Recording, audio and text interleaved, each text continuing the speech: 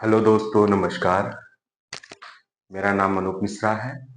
मैं आप लोगों के सामने अपना दूसरा वीडियो लेकर उपस्थित हुआ हूँ, जो एनसीईआरटी क्लास 9 भूगोल विषय का पहला वीडियो मैंने इसके पहले किया था, तो वो लंबा बनाया था, 30 से 35 मिनट का। लेकिन मैं कैमरे के इस साइड था और कैमरे के उस साइड 8 मिनट बाद वीडियो बंद हो गया था। तो उसमें सिर्फ एक ग्लोब बनाकर अक्षांश रेखा किसे कहते हैं और देशांतर रेखा किसे कहते हैं, बस इतना ही उसमें रिकॉर्ड हो पाया था। तो आज मैं उसी के आगे चलूंगा और वीडियो एक नहीं, ये पार्ट एक ही रहेगा, लेकिन पार्ट दो रहेगा। मतलब उसी पार्ट एक का दूसरा पार्ट, उसमें बहुत थोड़ा सा पढ़ाया था। तो आइए चलते हैं, पढ़ते हैं। तो हमने सबसे पहले दोस्तों आप लोगों को बताया था कि एक ग्लोब है। यही बताया था, ये एक ग्लोब है। ग्लोब पे काल्पनिक रेखाएं होती हैं, एक कर्क रेखा जिसको बोलते हैं, एक मकर रेखा जिसको बोलते हैं काल्पनिक रेखा। एक काल्पनिक रेखा होती है भूमध्य रेखा, या जिसे हम बोलते हैं मेडिटेरियन लाइन, या जिसे बोलते हैं 0 डिग्री अक्षांश। तो जो बीच से होके गुजरती है, ये क्या होगी? अक्षांश रेखा। अक्षांश, या इसको हम 0 डिग्री अक्षांश या भूमध्य रेखा बोलते हैं। क्या बोलते हैं? भूमध्य रेखा। भूमध्य रेखा या अक्षांश। तो इस तरह की रेखा अक्षांश रेखा। अब एक रेखा जब ऐसे काटती है तो इसको हम बोलते हैं देशांतर रेखा। इसके आधार पर भारत की स्थिति पता चलती है कि भारत कहाँ स्थित है। तो जब इस ग्लोब में एक पूरा मैप बन जाएगा, जब पूरा मैप बन जाएगा, जब हम भारत को देखेंगे तो भारत ऐसे यहाँ स्थित है, और ये 23.5 डिग्री, इसको कर्क रेखा बोलते हैं। क्या बोलते हैं हम लोग? कर्क रेखा बोलते हैं। और इसके नीचे 23.5 डिग्री दक्षिण में इसको मकर रेखा। तो भारत से ना तो भूमध्य रेखा यानी कि अक्षांश रेखा गुजरती है 0 डिग्री, ना ही मकर रेखा गुजरती है। भारत से अगर कोई रेखा गुजरती है उसको हम बोलते हैं कर्क रेखा, जो 23.5 डिग्री उत्तर में स्थित है भूमध्य रेखा के। ठीक है, अब आइए हम भारत का मैप छोटा सा बना लेते हैं, फिर उसी का हम अध्ययन करते हैं। छोटा सा मैप,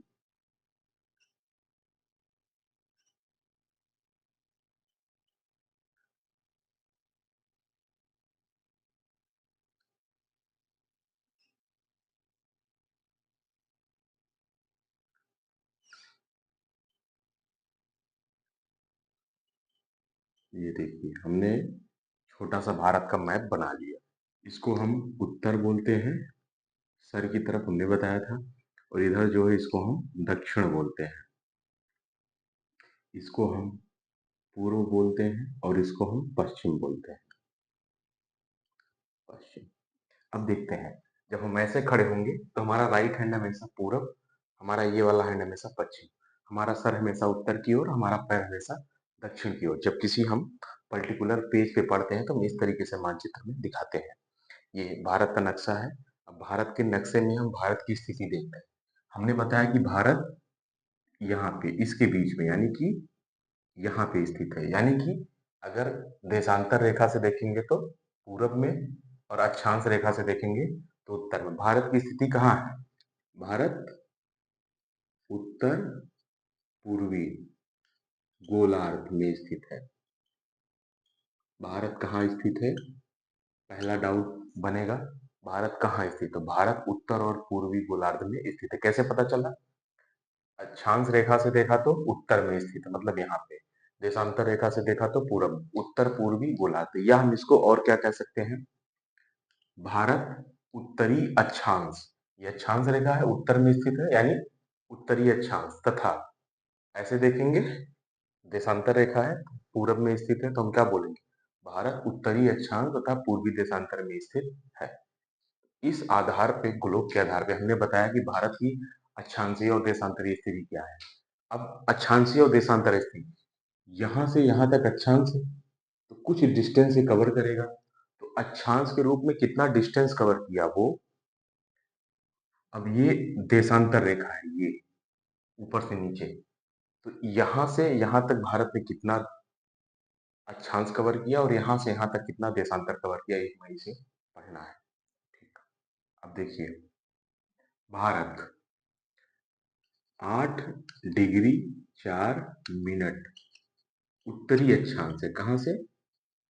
उत्तरी अक्षांश से कहां तक? 37 डिग्री 6 मिनट। 37 डिग्री 6 मिनट उत्तरी अक्षांश। प्रश्न आपसे ये पूछ सकता है भारत की अक्षांशीय विस्तार कितना है? तो भारत का अक्षांशीय विस्तार 8 डिग्री उत्तरी अक्षांश से 37 डिग्री 6 मिनट उत्तरी अक्षांश है। ये भारत की मुख्य भूमि से, यानी यहां से लेके यहां तक, ये 8 डिग्री उत्तरी अक्षांश से लेके 37 डिग्री 6 मिनट उत्तरी अक्षांश तक भारत का विस्तार है। ये हम उत्तर कब बताएंगे? जब पूछेंगे कि भारत के मुख्य भूभाग का अक्षांशीय विस्तार कितना है, तो हमें बताना है 8 डिग्री 4 मिनट से लेके 37 डिग्री 6 मिनट तक उत्तरी अक्षांश। अभी आप लोग पूछेंगे पूछेंगे हमसे कि सर मैप में बताया था कि ये दक्षिण है, ये उत्तर है, ये पूरब है और ये पश्चिम है, और आप अक्षांशीय विस्तार में यहाँ से लेकर यहाँ तक, यहाँ पर भी उत्तर और यहाँ पर भी उत्तर क्यों लिख रहे हैं? वो उत्तर हम इसलिए लिख रहे हैं कि भारत इस अक्षांश रेखा के उत्तर में है, यानी कि भारत जहां से शुरू होता है और जहां खत्म होता है वो पूरा उत्तर में आता है, इसलिए हम इसको उत्तर और इसको उत्तर बताते हैं। सबसे बड़ा रीजन ये है, कॉन्सेप्ट है ये। अब आइए हम देशांतरीय नहीं छोड़िए, अभी हम अक्षांशीय विस्तार और पढ़ेंगे। भारत का अक्षांशीय विस्तार यहाँ से लेके हमने तो बता दिया, यहाँ तक जो मुख्य भूमि में है। भारत समुद्र में भी है, यहाँ पे यहाँ पे यहाँ पे, इसको बोलते हैं अंडमान निकोबार। क्या बोलते हैं? अंडमान निकोबार।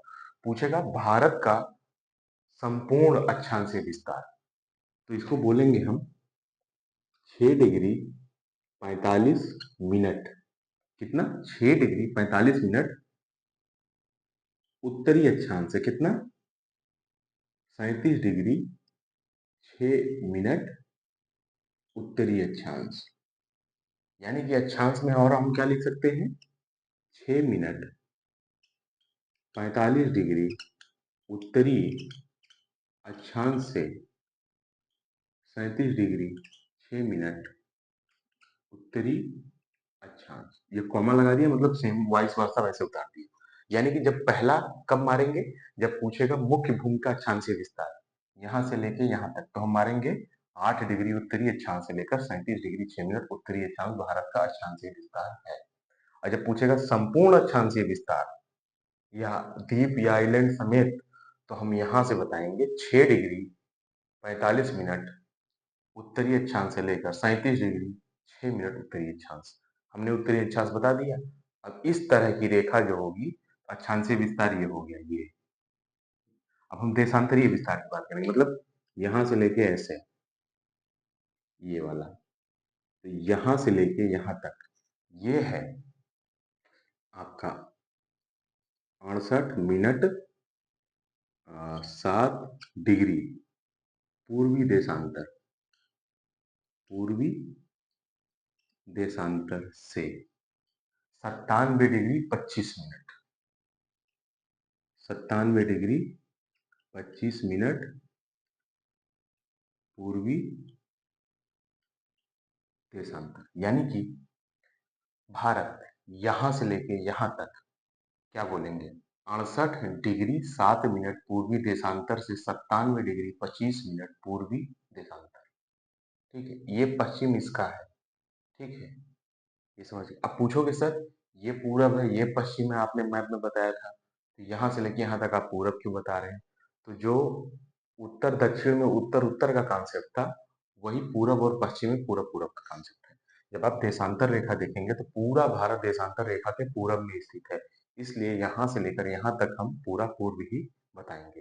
तो ये हमने आपके सामने भारत का अक्षांशीय देशांतरीय विस्तार बता दिया। अब हम भारत के उस पॉइंट की बात करेंगे जो आखिरी बिंदु पर स्थित क्षेत्र है, यानी कि भारत का सबसे पूर्वी क्षेत्र। इसको हम इस मैप के माध्यम से देखते हैं। मान लीजिए पूरा भारत हो गया, भारत के सर्वे सबसे पूर्व में कौन सी जगह है? उसको बोलते हैं किबीथू। प्रश्न आ सकता है, किबीथू। भारत का सबसे पश्चिमी क्षेत्र क्या है? गुहार मोती, गोहार मोती। कहीं कहीं पे गुहार माता, गुहार मोती भी बोलते हैं, तो हमने बोल दिया। सबसे दक्षिण में दो चीजें हैं दक्षिण में, जैसे हम जब मुख्य भूमि की बात किए थे तो यहाँ पे 8 डिग्री 4 मिनट माना था, और जब समुद्र की बात किए थे यहाँ कुछ और माना था। वैसे जब हम भारत की मुख्य भूमि यहाँ की बात करेंगे तो कुछ और मानेंगे, और जब समुद्र की बात करेंगे दक्षिण में सबसे अंतिम बिंदु तो उसको हम कुछ और मानेंगे। तो यहाँ पे जो स्थित है उसको हम कन्याकुमारी बोलते हैं। कन्याकुमारी अंतरीप। और हम जब यहाँ की बात करेंगे तो हम इसको इंदिरा कॉल बोलेंगे। क्या बोलेंगे? इंदिरा कॉल। तो भारत का सबसे उत्तरी बिंदु किस नाम से जाना जाता है? इंदिरा कॉल। भारत का सबसे पूर्वी बिंदु किबिथु के नाम से जाना जाता है। भारत का सबसे पश्चिमी बिंदु गुहार मोती के नाम से जाना जाता है। भारत का सबसे मुख्य भूमि का सबसे दक्षिणतम बिंदु कन्याकुमारी अंतरीप के नाम से जाना जाता है। लेकिन हमने यहाँ बताया था अंडमान और निकोबार द्वीप समूह है। हम यहाँ जो अंडमान निकोबार द्वीप समूह है, जब पूछेगा कि संपूर्ण भारत का सबसे दक्षिण में स्थित बिंदु, तो हम इसको बोलेंगे पार्सन पॉइंट। हम क्या बोलेंगे इसको? Person point. पार्सन पॉइंट के बाद हम इसको एक चीज और बोल सकते हैं, हम इसको बोलेंगे इंदिरा पॉइंट। क्या बोल सकते हैं? इंदिरा पॉइंट। और एक चीज यहाँ पे गौर करने वाली बात और है, जब भारत में 2004 में सुनामी आई थी, तो ये इंदिरा पॉइंट या पार्सन पॉइंट समुद्र में डूब गया था। तो हमने भारत का आपको अक्षांशीय विस्तार, देशांतरीय विस्तार, मुख्य भूमि तथा समुद्र से भारत का सबसे पूर्वी बिंदु, सबसे पश्चिमी बिंदु, सबसे दक्षिणतम बिंदु, सबसे उत्तर वाला बिंदु हमने आपको बता दिया। अब हम चलते हैं, जो ये भारत है, भारत के पूर्व में बंगाल की खाड़ी है। क्या है? बंगाल की खाड़ी। बंगाल की खाड़ी। भारत के पश्चिम में और यहाँ पर अरब सागर है। क्या है? अरब सागर। ठीक है। और यहाँ पे ये पूरा क्षेत्र हिंद महासागर है। हिंद महासागर, यानी कि पूरे विश्व में भारत एक ऐसा देश है जिसके नाम पर किसी सागर का नाम पड़ा है, जिसको बोलते हैं हिंद महासागर। ऐसे ही जब भारत में चोल साम्राज्य था, तो बंगाल की खाड़ी को चोल की खाड़ी या चोल का तालाब के नाम से जाना जाता था। ऐसे ही जब सातवाहन साम्राज्य आया था भारत में, तो कहा जाता था कि उनका घोड़ा तीन समुद्रों का पानी पीता, यानी कि उत्तर में, सॉरी, पूरब में बंगाल, पश्चिम में अरब और दक्षिण में हिंद महासागर। तो ऐसे ऐसे प्रतापी राजा भारत में रहे। तो खैर, आइए अपने टॉपिक पे चलते हैं। सबसे नीचे भारत के दक्षिण में हिंद महासागर, पूरब में बंगाल की खाड़ी और पश्चिम में अरब सागर है। यानी कि ये वाला भाग, ये वाला भाग तीनों तरफ से समुद्र से घिरा है। एक शब्द आता है प्रायद्वीप। एक शब्द आता है प्रायद्वीप। प्रायद्वीप। प्रायद्वीप का मतलब होता है जमीन का वह भाग, जमीन का वह भाग जो तीनों तरफ किससे घिरा हो? पानी से। या जमीन का वह टुकड़ा जो तीनों तरफ पानी से घिरा हो, उसे हम क्या बोलते हैं? प्रायद्वीप। द्रविड़ एक कॉन्सेप्ट आप समझे होंगे। द्रविड़ एक कॉन्सेप्ट आप समझे होंगे। उस कॉन्सेप्ट का मतलब ये है द्रव, यानी कि जो द्रव से घिरा हुआ हो, वो कॉन्सेप्ट भी यहीं से आया। अब हम चलते हैं भारत की सीमाएं देखने। सीमाएं, सीमाएं क्या है? तो भारत में दो तरीके की सीमाएं हैं। एक जल सीमा, जैसे मैंने आपको बताया, तीनों तरफ से पानी से घिरा हुआ है, और यहां से लेके पूरा ये स्थल से घिरा हुआ है। तो भारत की जलीय सीमा, अगर हम सिर्फ यहां से लेके यहां तक का काउंट करेंगे, भारत की स्थल सीमा, मुख्य भूमि की स्थल सीमा, तो भारत की अक्सर स्थल सीमा की लंबाई 6100 किलोमीटर है। ठीक है। यानी कि यहाँ, सॉरी, स्थल नहीं, गलती हो गया मेरे से, इसको हम जल सीमा बोलेंगे। सॉरी, जल सीमा। जल सीमा, मुख्य भूमि की जल सीमा, ये पूरी मुख्य भूमि है।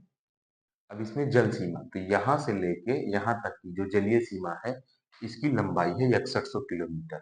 लेकिन अगर अंडमान निकोबार और लक्षद्वीप में उपस्थित द्वीपों को भी अगर काउंट कर लेंगे, तो भारत की स्थलीय सीमा की लंबाई हो जाएगी 7516.16 किलोमीटर।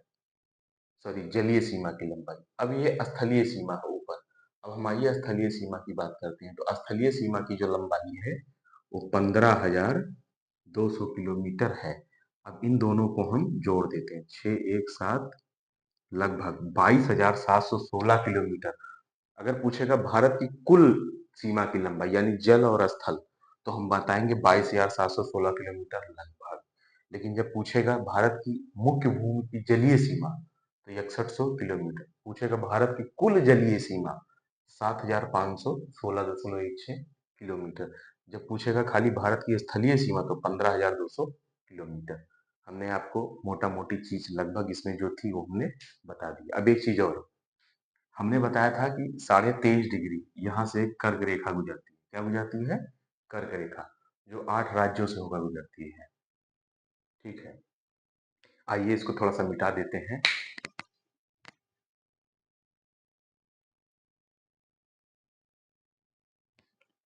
आइए दोस्तों, हम वीडियो को आगे शुरू करते हैं। हमने अभी इसके पहले कुछ चीजें बताई, उसी में थोड़ा चीजें हम और जोड़ते हैं। भारत का मैप इस तरीके से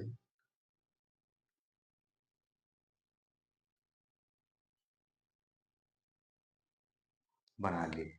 हमने इसके पहले आपको बताया था कि यहाँ से यहाँ तक जल सीमा, यहाँ से यहाँ तक स्थल सीमा। तो हम बात करेंगे, यानी कि जल सीमा ये है, जल सीमा ये है तो तट रेखा भी होगी। तो तट रेखा का मतलब होता है ऐसी जगह जहां से धीरे धीरे जमीन खत्म हो और पानी शुरू हो, तो उसको हम बोलते हैं तट रेखा। तो प्रश्न ये आता है कि भारत में सबसे लंबी तट रेखा किस राज्य की है? तो भारत में सबसे लंबी तट रेखा जो है वो गुजरात राज्य की है। सबसे लंबी तट रेखा किसकी है? गुजरात राज्य की। अब प्रश्न ये आएगा कि सबसे छोटी तट तट रेखा किसकी है? तो वो गोवा की है। किसकी है भाइयों? गोवा की है सबसे छोटी। दो प्रश्न हो गए। तट रेखा में एक प्रश्न और बनता है, यानी कि किनारे वाला भाग, कि समुद्र के किनारे का तट किसका सबसे लंबा, किसका छोटा। और जब प्रश्न ये आएगा कि प्रायद्वीपीय भारत, तो ये गुजरात है, गुजरात कट जाए, प्रायद्वीपीय भारत यानी कि हम सिर्फ इतने, जो ये मैंने आर्क यानी चाप बनाए इसके नीचे वाले को ही हम प्रायद्वीपीय भारत कहते हैं। मैदानी और हिमालयी भाग को छोड़ दें तो जो नीचे वाला भाग बचा उसे हम प्रायद्वीपीय भारत कहते हैं। तो प्रायद्वीपीय भारत की जब बात की जाएगी कि सबसे लंबी तटरेखा किसकी है, तो यहाँ पे आंध्र प्रदेश स्थित है। तो जब प्रश्न आएगा प्रायद्वीपीय भारत में सबसे लंबी तटरेखा, तो किसकी है? आंध्र प्रदेश की। आंध्र प्रदेश की। ऐसा क्यों? ऐसा इसलिए कि गुजरात प्रायद्वीपीय भारत में आता नहीं, आता आंध्र प्रदेश है, इसलिए सबसे बड़ा। अब पूछा जाएगा प्रायद्वीपीय भारत में सबसे छोटी तटरेखा, तो हम तो मारेंगे गुजरात को, सॉरी गुजरात नहीं, गोवा को, क्योंकि गोवा प्रायद्वीपीय भारत में यहाँ पे आ जाता है। ठीक है, ये हो गया। अभी इसके पहले हमने आपको अक्षांश और देशांतर बताए थे। ये हो गया अक्षांश रेखा, ये हो गया देशांतर रेखा। तो यहाँ से यहाँ तक और यहाँ से यहाँ तक, इस अक्षांश को और इस अक्षांश को जब घटाओगे, 30 डिग्री आएगा। कितना आएगा अंतर? 30। और यहाँ से यहाँ तक के देशांतर को घटाओगे तो कितना डिफरेंस आएगा? 30 डिग्री। यानी कि दोनों को आप घटा रहे हैं तो डिफरेंस 30 ही डिग्री आ रहा है। और 1 डिग्री बराबर 4 मिनट, 30 डिग्री बराबर 120 मिनट, यानी कि 2 घंटे का अंतर। यानी अगर सूरज यहाँ पे 4 बजे उगता है तो सूरज यहाँ पे पहुंचने में उसको 6 बज जाएंगे। तो यहाँ के लोगों का उठना बैठना जागना अलग टाइम है, यहाँ के लोगों का उठना बैठना जागना अलग टाइम है। तो यहाँ से प्रश्न बनता है, अगर अरुणाचल प्रदेश में 4 बजे सुबह होती तो राजस्थान में कितने बजे होगी? 6 बजे। 2 घंटे का अंतर है। और एक भारत की है ग्रीन विच टाइम, जिसको यामी रेखा बोलते हैं, उसको 82.5 डिग्री बोलते हैं। क्या बोलते हैं? 82.5 डिग्री यामी रेखा। यामी रेखा, ये 5 राज्यों से होकर गुजरती है। कितने? 5 राज्यों से। और ये भारत के एकदम बीचों बीच से गुजरती है, यानी कि इधर से आप 15 डिग्री चलिए और इधर से आप 15 डिग्री। ऐसा इसलिए किया है, अगर ये यहाँ से गुजार देते तो यहाँ के टाइमिंग में बहुत डिफरेंस, और अगर इस रेखा को यहाँ से गुजार देते तो यहाँ के टाइमिंग में बहुत डिफरेंस। तो बीचों बीच से गुजारा है, इसलिए भारत को खाली एक समय की जरूरत है। जैसे कि आप यूएसए देखेंगे, संयुक्त राज्य अमेरिका, यहाँ पे 6 जोन है, टाइम जोन जिसको बोलते हैं। आप रूस को देखेंगे तो रूस में लगभग 11 टाइम जोन है, मतलब कि रूस में 11 घड़ी चलती है, यूएसए में 6। अगर भारत का विस्तार ऐसे ना होकर के ऐसे घुमा दिया जाए तो भारत में भी कई टाइम जोन होंगे, मतलब हर एरिया के लिए एक अलग अलग घड़ी। लेकिन भारत इस हिसाब से है और इस तरीके से गुजारा गया 82.5 डिग्री देशांतर से, कि जिससे जो टाइमिंग है वो एक टाइम हो, उसी को पूरा भारत चले। ये कॉन्सेप्ट समझ में आ गया होगा जहां तक मुझे लगता है। अब हम थोड़ा सा आगे बढ़ते हैं। हाँ, एक चीज और, कर्क रेखा भारत से गुजरती है 23.5 डिग्री। इसका एक फार्मूला है, आप लोग सब जानते होंगे, उसको बोलते हैं मित्र पर गमछा झार। तो कर्क रेखा कितने राज्यों से होकर गुजरती है?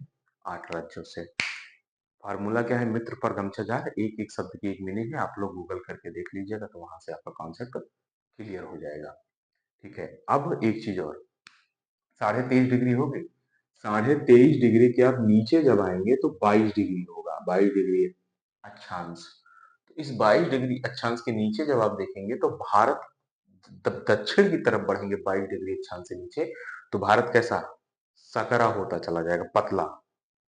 तो प्रश्न ये भी आ सकता है कि कितने डिग्री नीचे अक्षांश आने पर भारत सकरा होता चला जाता है? तो 22 डिग्री अक्षांश से नीचे आने पर भारत सकरा होता चला जाता है। ठीक है, ये हो गया। ये सब अब क्या बचा है इसमें? ठीक। अब आइए हम लोग कुछ चीजें करते हैं, यानी कि जो ये क्या बोलते हैं, अरे एक मिनट, लगभग नहीं, छोड़िए, देखो, हाँ आओ हम लोग कुछ नया कॉन्सेप्ट पढ़ते हैं। जैसे कि हम लोग अब पढ़ेंगे अम, जो ये कर्क रेखा है, हाँ याद आया, कर्क रेखा के दक्षिण में उष्ण उष्ण कटिबंधीय उष्ण कटिबंधीय तटा, मतलब उष्ण कटिबंधीय मानसून है। और इस 23.5 डिग्री के ऊपर उपोष्ण कटिबंधीय है, उपोष्ण उपोष्ण कटिबंधीय है। यानी कि ठंडी में 23.5 डिग्री के नीचे यहाँ पे जो समुद्री तट वाले क्षेत्र है, यहाँ पे गर्मी भी पड़ती बेतहासा। और इस 23.5 डिग्री कर्क रेखा के ऊपर वाले क्षेत्र में ठंडी में ठंडी पड़ती। इसका मतलब ये हुआ, ये वाला जो साउदर्न यानी कि दक्षिणतम भाग है भारत का, वो भूमध्य रेखा के समीप है और भूमध्य रेखा पर सूर्य की किरणें सीधी पड़ती हैं। लेकिन ये भाग सूर्य से दूर है और भूमध्य रेखा से भी दूर है। तो तो सूर्य की किरणें यहाँ तो सीधी पड़ती, लेकिन यहाँ तिरछी पड़ती। तिरछी पड़ने के कारण यहाँ पे गर्मी होती है। ठीक है, अब आप एक कल्पना कीजिए कि अगर भारत के उत्तर में हिमालय ना हो तो क्या होगा? भारत के उत्तर में हिमालय ना हो तो पूरा भारत शीत भारत कहलाएगा। यानी कि ट्रांस साइबेरिया से आने वाली बर्फीली हवाएं पूरे भारत में क्या कर देंगी? बर्फ।